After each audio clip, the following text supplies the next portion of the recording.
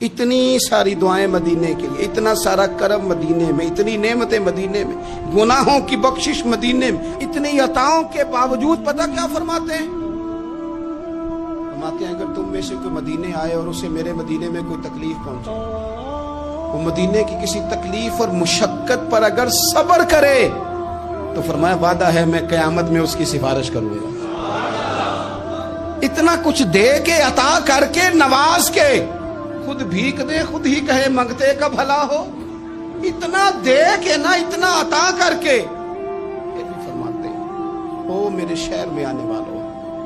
اگر کوئی تکلیف پہنچ گئی تو صبر کر لینا، کوئی مشقت آ گئی تو صبر کر لینا، کسی نے دھکا دے دیا تو صبر کر لینا، کسی نے اگر دو بول سختی کے تم سے بولے تو صبر کرنا، اگر کسی کو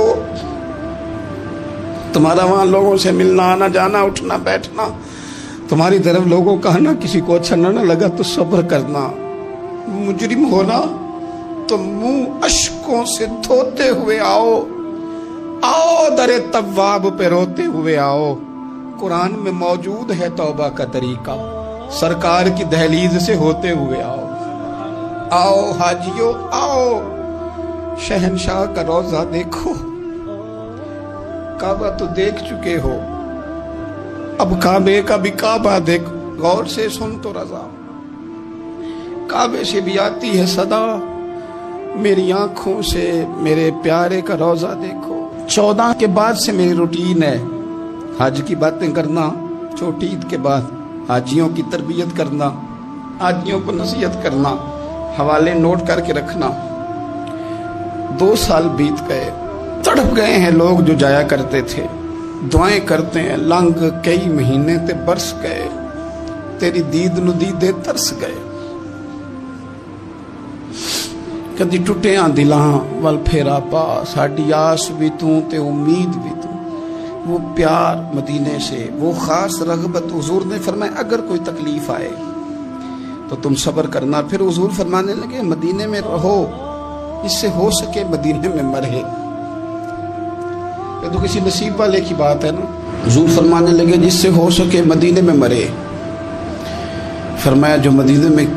انتقال کر گیا میں قیامت میں اس کی سفارش کروں گا۔ امام مالک نے نا 70 سال حضور کے مدینے میں گزارے، وہی وقت گزارا،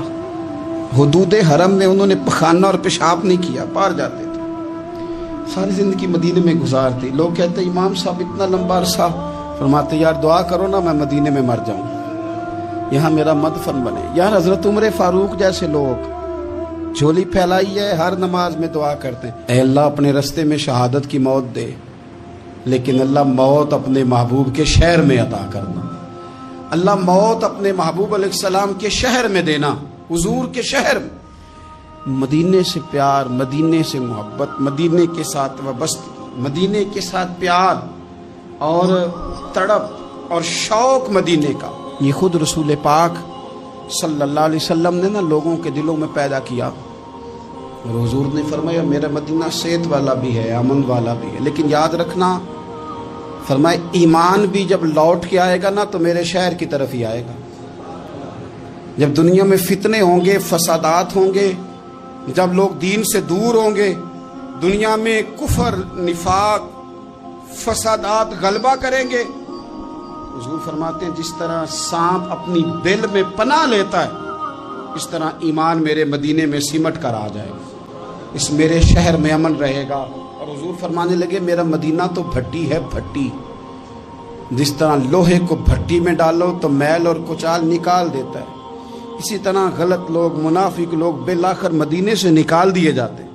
مدینہ تو بھٹی ہے، صاف کرتا ہے، شفاف کرتا ہے۔ رسول کائنات صلی اللہ تعالی علیہ وآلہ وسلم کی مدینے سے محبت، مدینے کے شہر کی ہر چیز سے حضور کا پیار۔ لوگوں نے تو پتھروں کے بارے میں کہہ دیا نا کہ اس کے سینے میں دل نہیں پتھر ہے، یہ تو پتھر کی طرح پہاڑ کی طرح سخت ہے، پر مدینے کی یہ شان ہے کہ حضور نے فرمایا یہ احد ہے تو پہاڑ، پر کریم محبوب فرماتے ہیں یہ مجھ سے محبت کرتا ہے میں اس سے محبت کرتا ہوں، ان سے پیار کرتے ہیں۔ اور نبی پاک صلی اللہ علیہ وسلم کا اپنا کیا حال تھا؟ صحابہ فرماتے ہیں جب ہم سفر کے لیے جاتے تو اللہ کے محبوب صلی اللہ علیہ وسلم نا روٹین میں سواریاں چلاتے، روٹین میں جس طرح نارمل حالات میں سواریاں چلتی ہیں اس طرح روٹین میں حضور کی سواری بھی چلتی. لیکن جب واپسی ہوتی نا اور مدینہ منورہ کی عمارتیں نظر آتی تو حضور نا اپنے اس سواری کو ایڑی لگاتے، سواری کو تیز بھگاتے. ہم حضور کا مدینے کے لیے شوق دیکھتے. وہ دیکھو مدینہ آ گیا جب مسجد نبوی کے مینار نظر آئے، جب مسجد نبوی کے مینار نظر آئے، اللہ کی رحمت کے